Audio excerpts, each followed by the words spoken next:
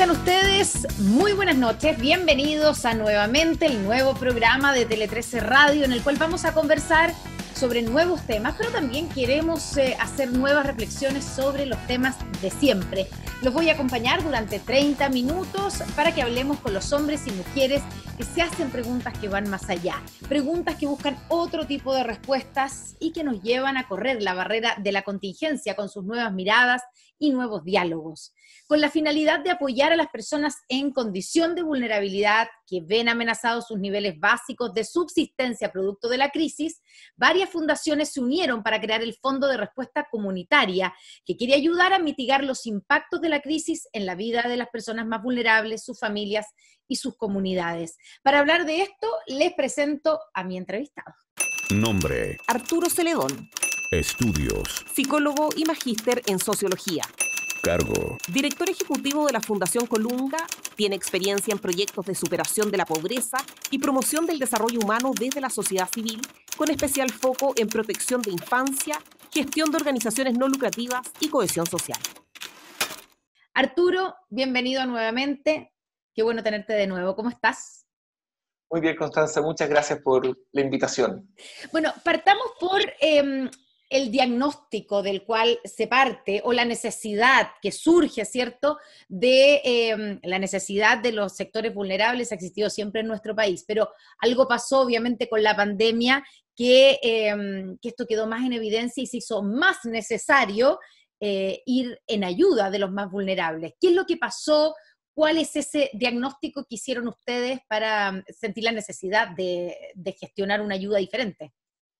Sí, quizá suena un poco obvio decirlo, pero esta pandemia que nos ha desorganizado la vida ha tenido un impacto en lo económico, en lo social y en lo cotidiano muy profundo.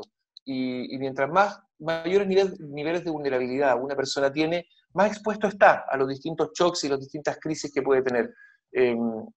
Dependiendo de los niveles de recursos y de oportunidades que una persona dispone, también son las oportunidades que tiene de defenderse de las crisis que lo afectan. Por lo tanto, es súper distinto cómo te impacta una crisis como esta cuando uno vive al día, con muchas dificultades, que cuando uno tiene un sistema de protección social y una estructura de oportunidades que está desplegada.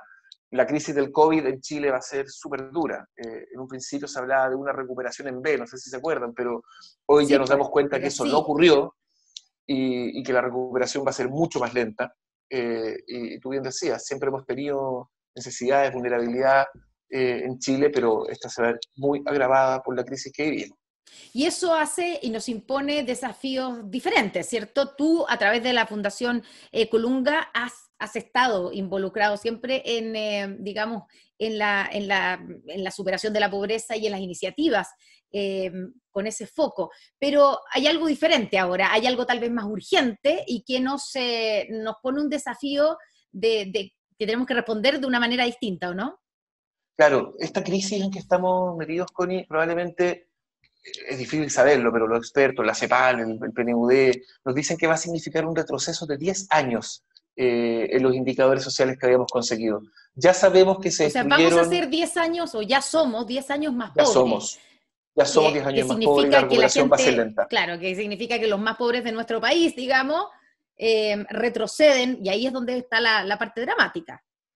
Claro, porque además tú te habías acostumbrado, o sea, tú ya conoces lo que es un empleo decente, tener un contrato laboral o que tus hijos vayan al colegio. Por lo tanto, ese retroceso es muy doloroso, porque cuando uno sale de la pobreza no quiere volver a la pobreza, como ese temor atávico que dice el gitano Fernández en su canción de Valparaíso, ¿verdad? Y eso está ocurriendo hoy en las poblaciones, está ocurriendo especialmente en ciertos grupos, y ahí se requieren una serie de iniciativas colaborativas que antes no existían y que se están ensayando y que es una muy buena noticia. ¿Qué significa instancias colaborativas? ¿Qué diferencia tiene con la forma en que tradicionalmente estábamos acostumbrados a cómo ayudar a los más pobres?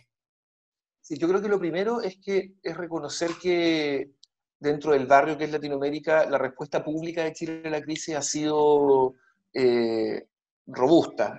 Se han transferido bastantes recursos, se han hecho modificaciones, Pese a las entre el críticas, porque ha ingenio. habido críticas Sí, sobre todo de la lentitud, de que se reaccionó lento, o sea, la gente entró a cuarentena, no podía ir a trabajar, la gente que vive al día no tenía de sí. dónde comer y las cajas le llegaron, no sé, 2 meses después.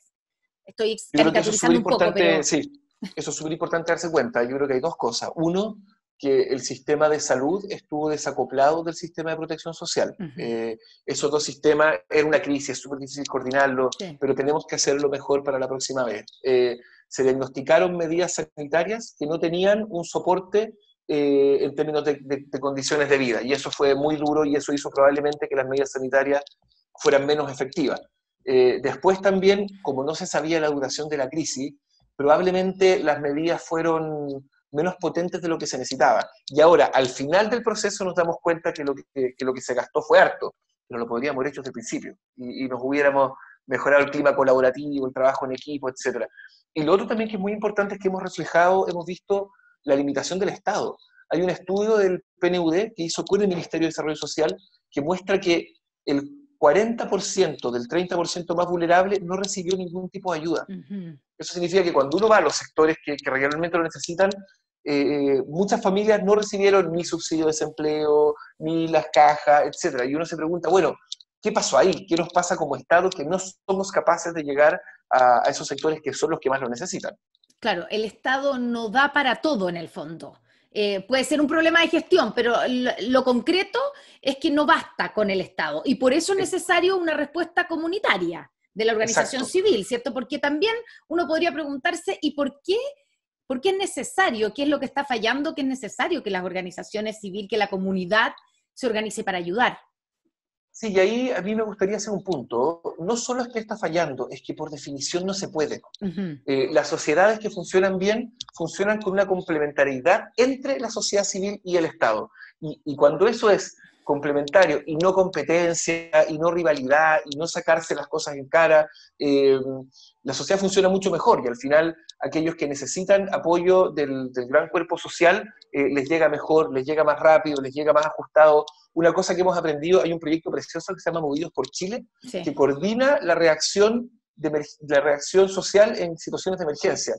Y por Movidos por Chile, que es un proyecto que desde Colunga hemos apoyado y que los invitamos a todos a conocer, nos hemos dado cuenta, por ejemplo, que Japón, que tiene una tradición de desastres naturales brutal, las primeras 48 horas de la respuesta de emergencia siempre es la sociedad civil la que lidera, no es el Estado. El Estado, cuando llega con su maquinaria, que es grande, que es pesada, que se demora y que aplasta. En cambio, la sociedad civil, con sus organizaciones que están preparadas para eso, Ujú. son las primeras que responden, las que ayudan a los vecinos, los que hacen la evacuación, las que habilitan los centros de emergencia, etc. Estamos conversando con Arturo Celedón, psicólogo, magíster en sociología, director ejecutivo de la Fundación Colunga. Arturo, y en ese sentido, la pandemia, probablemente esto venía de antes, pero la pandemia ha visibilizado esta nueva forma de cooperar de la sociedad civil colaborativa. A mí me da la sensación que han aparecido varias organizaciones o muchas organizaciones que no sé si antes no estaban o estaban menos articuladas, que hoy día están dedicados a fortalecer los vínculos, a buscar cómo ayudar a los que están más desprotegidos y afectados por la crisis, pero de una manera distinta, de una manera colaborativa. Sí, yo creo que eso ha sido súper importante. Y esa trama de confianza que existe dentro de Chile ha sido súper importante para poder colaborar. Nosotros estamos ahora metidos y involucrados en una iniciativa muy interesante en la cual hemos podido articular a más de 25 organizaciones que están trabajando en terreno y conectarlas con una red de donantes donde hemos hecho un gran fondo al cual las organizaciones de base, que son apoyadas por estas fundaciones, por ejemplo, como Techo, el Hogar de Cristo, etcétera, pueden postular y acceder por medio de una sola plataforma a apoyos concretos para sus proyectos. Y eso te habla de una capacidad de confiar, de traspasar recursos, de conseguir sinergias, de no repetirse, de no competir, y al final conseguir todas las ventajas de la colaboración, que es muy importante. Se trata del Fondo de Respuesta Comunitaria, ¿cierto? Hablemos de este fondo. Surge de esta misma necesidad de la cual hemos hablado, pero ¿qué es lo que hacen ustedes? ¿Gestionar como bien en concreto? Digamos, cómo se arma este Súper en fondo? concreto, nosotros lo que hicimos fue que nos dimos cuenta que todos los que estábamos trabajando en respuesta de emergencia, teníamos distintos planes de acción. Entonces hicimos una invitación a trabajar juntos. Lo primero que se hizo fue que se hizo una alianza muy interesante con la Fundación Nacional para la Superación de la Pobreza, que son los que dirigen el programa Servicio País, que están en todo Chile, y que tienen una red enorme de profesionales trabajando en terreno, profesionales que van un año a trabajar a las comunidades. Y con ellos invitamos a las organizaciones que estaban trabajando en territorio a identificar los distintos lugares más complejos y donde se necesitaba más ayuda. Después, ¿Qué tipo de ayuda? ¿Cualquier tipo de ayuda? Lo que la comunidad diga, y eso es súper interesante, Ya. porque nosotros sabemos que la primera respuesta siempre la da tu vecino, y al final, Connie, es un poco lo que nos pasa a todos, cuando uno tiene un problema, llama a su familiar, a la gente que tiene más cercano, a la gente con que ha caminado mucho tiempo. Eso mismo pasa en todo Chile, en las comunidades. Cuando tengo un problema, voy y pregunto a mi vecino, y los vecinos organizados son los que han armado todas las ollas comunes, todos los sistemas de cuidado para los niños, etc. Con esas organizaciones y las fundaciones que están permanentemente en terreno, hicimos una alianza muy sólida en 7 regiones de Chile. Y eso ha sido muy bonito. Pero además de eso, con las redes de confianza de las distintas fundaciones de apoyo, también dijimos, entonces, en vez de que cada uno vaya y apoya a uno y después otro apoya a otro, dijimos, juntemos energía, juntemos fuerza y hagamos un proyecto masivo de apoyo. Y con eso hicimos una convocatoria en 7 regiones del país, a la cual postularon más de 900 proyectos, y eso es un tremendo número, para poder recibir que refleja un apoyo, también la dimensión de la necesidad, ¿o no? por supuesto, y eso es claro. O sea, es positiva la participación, pero eso refleja que hay mucha necesidad de financiamiento para distintos proyectos. Y además de eso, Constanza, son proyectos que ya estaban en ejecución. O sea, no es que la gente dijo, oye, mira, hay un fondo, postulemos, acá hay una oportunidad de hacer algo bueno por mi comunidad. El 85% de los proyectos, creo, ya se estaba ejecutando a la hora de presentarlo. Y ese es un número muy amplio, que por un lado es una buena noticia, porque te dice que el capital social de Chile, que la solidaridad intracomunidad es muy fuerte, Claro. pero también que la necesidad está ahí, y que la gente piensa que estos son proyectos donde nadie se paga un sueldo, sino que son los vecinos organizados que van a ayudar a los vecinos que más lo necesitan. Ollas comunes, programas, piensa, todos los colegios que no están funcionando. Sí. ¿Qué pasa con esos niños? Los papás tienen que salir. ¿Dónde Claro, los cuidamos? trabajar. ¿Qué pasa con los adultos mayores que no están yendo a los consultorios, que se están cuidando en la pandemia? ¿Quién va a buscar sus remedios? ¿Quién los ayuda? ¿Quién les ayuda con las compras? Todo eso se mantiene vivo gracias a una red de solidaridad. ¿Quiénes han podido y eso postular? hay que defenderlo. ¿Quiénes son qué tipo de proyectos? Ya nos has descrito algo, pero en el fondo, ¿cuáles son los requisitos para poder postular a este fondo? Mira, postularon todo tipo de organizaciones que ya estaban presentes en los territorios. Las juntas de vecinos, los centros de padres de los colegios, los clubes deportivos, los comités de adelanto, que es al final, nuestros abuelos hablaban en los desfiles de las fuerzas vivas de la comunidad, son las fuerzas vivas de los barrios, que están ahí haciendo el trabajo día a día y que en estos periodos se reconvierten para ayudar a sus vecinos. Ya, ¿Sabes y una ahí, cosa interesante, sí. Connie? Que esto es algo muy innovador en términos de cómo los países responden a las crisis. Tanto así que distintos organismos internacionales lo han querido mirar y tanto el PNUD como el BID se han sumado para poder recoger qué aprendizajes hay de esto, tanto a la política pública como a los otros países de la región. Así que esperamos también que lo que aprendamos en esta aventura nos permita aprender mucho mejor de cómo reaccionar mejor a la próxima vez que tengamos una crisis. Al final está bien. Cuando pasan estas cosas, la primera ayuda tiene que ver con las cajas de alimentos, tiene que ver con la ayuda rápida e inmediata, pero cuando ya llevamos unos meses, ¿cómo hacemos cosas más sofisticadas y que incorporen mejor la capacidad de las personas, de sus líderes, de responder y encontrar de ellos sus propias soluciones? Ellos saben qué necesitan, ellos saben cuál es el mejor camino. Bueno, los proyectos deben atender, ¿cierto?, alguna problemática o necesidad que sea consecuencia o que se haya visto agravada por la crisis del COVID-19, ¿cierto? Ejemplos, ollas comunes. Todos los comedores comunitarios, por ejemplo. Siempre hace tiempo que hay necesidades de alimentación, pero ahora que los colegios no están funcionando y que los ingresos de las familias han disminuido, se calcula en un 25%, esa necesidad es urgente. Eh, Temas de cuidado también, temas de ayudar a vincular, mantener vinculados a los niños con sus procesos educativos. También es muy importante los temas de refuerzo de medidas sanitarias. También han sido necesarias, por ejemplo, el tema del agua. En todas las comunidades rurales que ya tenían problemas de agua, ahora el agua es una medida no solo, o sea, la higiene es básica para poder enfrentar la pandemia, y no la teníamos garantizada en muchas comunidades. Estamos conversando con Arturo Celedón, director ejecutivo de la Fundación Colunga, y también parte de este fondo de respuesta comunitaria. Me gusta el nombre, Arturo, Fondo de Respuesta Comunitaria, y quiero preguntarte por qué ese nombre, porque tiene una razón, obviamente. La respuesta es de la comunidad, y ahí es donde quiero poner el punto de cómo se está haciendo este tipo de propuestas, digamos, para poder ir en ayuda a los más vulnerables. No somos nosotros, digamos, los que no necesitamos o los que necesitamos menos, los que vamos a resolverle el problema a los más pobres. No ese es el enfoque, sino que al revés, ¿cierto? Al revés, las personas saben, mira, aquí hay una cosa que es súper interesante, lo dice la evidencia internacional, el que tiene mejor diagnóstico es la comunidad local, y el que puede llegar primero y de manera más efectiva es la comunidad local. Por lo tanto, nosotros nos suele pasar que desde las oficinas centrales de los ministerios, de las fundaciones, de las empresas, decidimos qué es lo que se necesita de acuerdo a un diagnóstico tal, y no preguntamos, y no tenemos buenos mecanismos de escucha. Por lo tanto, aquí lo primero es darle energía a lo que la gente ha diagnosticado como lo más importante y lo que ha sido capaz de hacer. Y eso también es súper importante. Y además, Constanza, esto ha sido interesante. Nos pasa que somos un país tan centralista que solemos decir, no, mira, yo tengo acá un diagnóstico en Santiago, te voy a hacer un cruce de variables súper sofisticado y te voy a mandar lo que tú necesitas. Acá al revés, nosotros dijimos, júntense las regiones, las fundaciones que están trabajando y díganos qué territorio.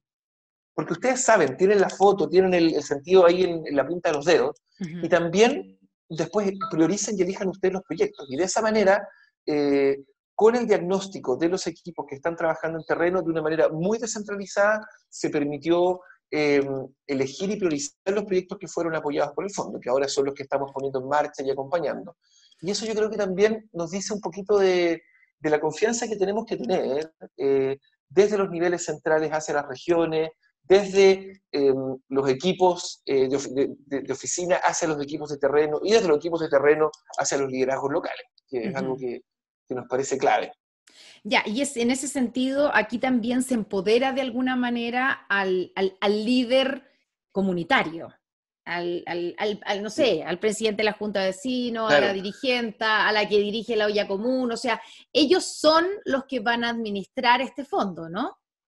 Ellos lo dirigen, ellos lo administran, y al mismo tiempo creemos que es una tremenda oportunidad para que aparezcan más liderazgos. Lo que nos han contado la gente que está en terreno es que, no sé, imagínate un campamento, un comité de vivienda que lleva mucho tiempo trabajando. Ok, los jóvenes se acercan al comité y dicen, bueno, ¿qué hacemos ahora? Y esos jóvenes son los que después se hacen cargo de la olla del comedor comunitario o de los otros proyectos que empiezan a aparecer. Así que también aquí hay una oportunidad de ir fortaleciendo y reforzando ese tejido comunitario que es el que mantiene las comunidades funcionando al final. Y en eso hemos hecho un esfuerzo, porque en Chile también el capital social está muy concentrado. Por lo tanto, ¿cómo hacemos un esfuerzo de estas fundaciones como Techo, el Hogar de Cristo y la Fundación para la Superación de la Pobreza para conectar a esos líderes con los tomadores de decisión de sus propios territorios? Y ese también es parte del esfuerzo. Este es un programa de emergencia. Nosotros decimos, bueno, quizás la pandemia va bajando un poco, pero la crisis social continúa. Y por lo tanto, ¿cómo aprovechamos de generar un apoyo en los territorios, pero también un fortalecimiento, y que esas organizaciones puedan desplegar su potencial, y en la medida que despliegan su potencial, ir haciéndose más fuertes? Como cuando uno se ejercita, que saca más musculatura. Creemos que esto va a ser una tremenda oportunidad para que esas organizaciones queden más fortalecidas. Ya, o sea, tú eres de los que crees que en ese cliché de que las crisis pueden ser una oportunidad. En este caso, para fortalecer esas redes y esa organización comunitaria. Yo creo que en esa frase hay un engaño, porque es como que uno quisiera que las crisis vinieran para poder desarrollar esas cosas. Porque sin crisis no podemos desarrollar esas herramientas ni esas habilidades. Sí, eso es yo creo que a la gente que está viviendo la crisis eso un poquito lo están pasando pésimo y Mm. ojalá que esta crisis no hubiera ocurrido y ojalá que no nos estuviera pasando lo que estamos viviendo. Claro. Si es que esa es la realidad y si tenemos que reaccionar, preocupémonos que las acciones que tomemos nos fortalezcan y no nos debiliten más, que yo creo que eso es súper importante.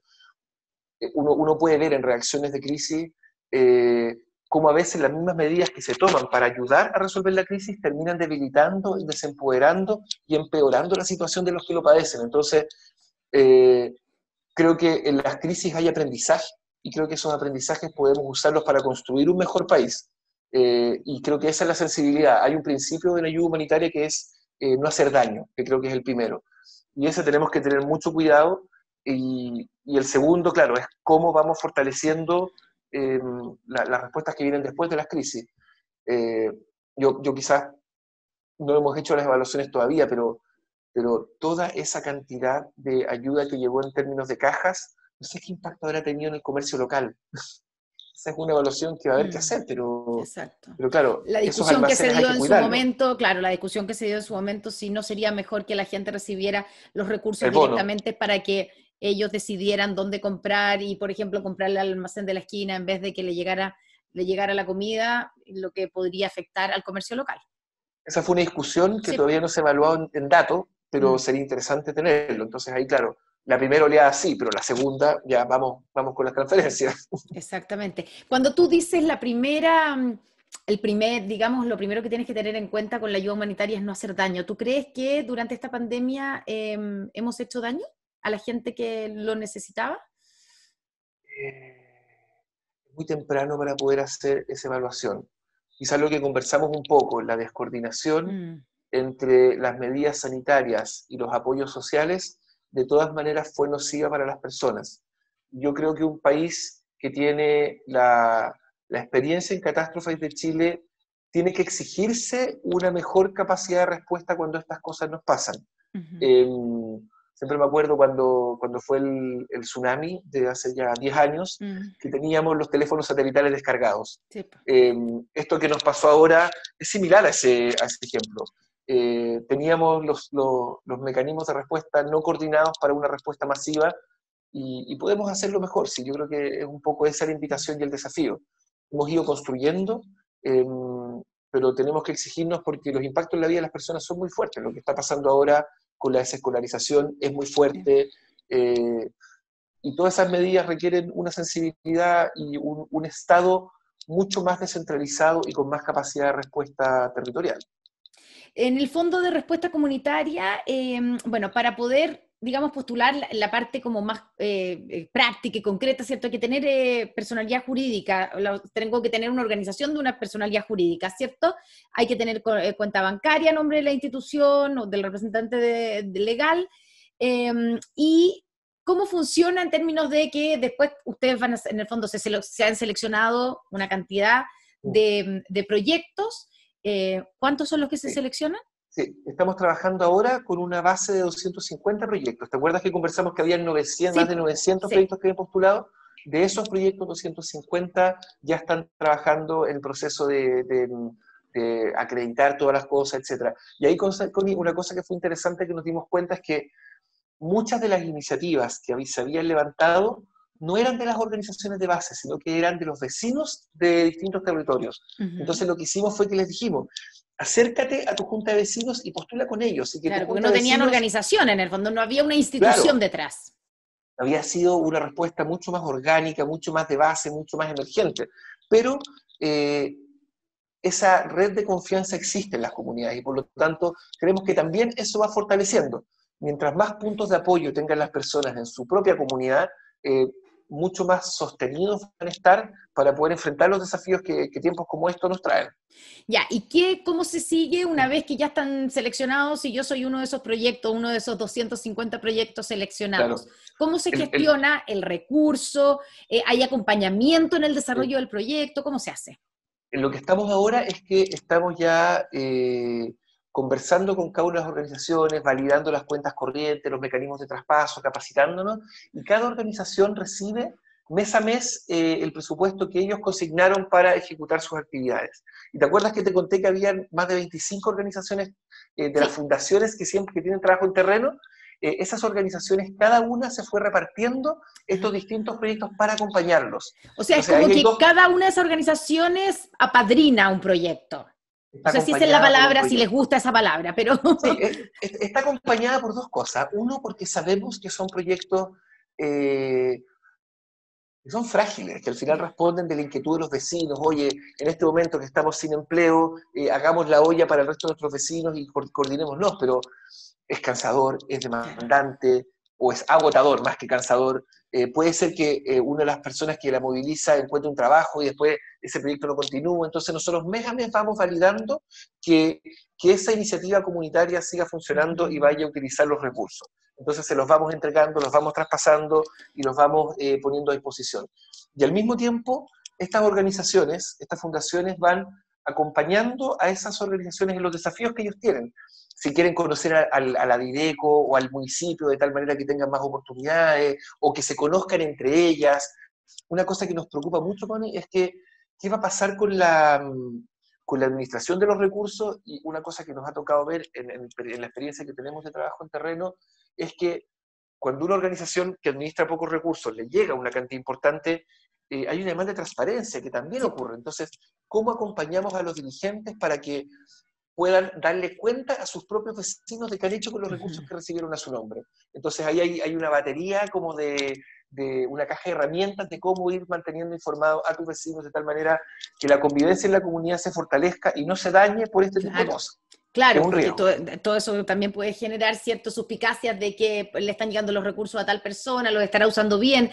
Y también me imagino que la pregunta que se hacen también las fundaciones que están detrás de esto, cooperando, es, tenemos que garantizar que se usen bien los recursos, ¿o no? Claro, y por eso lo que hacemos es que tenemos este dispositivo que lo estamos haciendo con Movidos por Chile, precisamente de entrega mensual.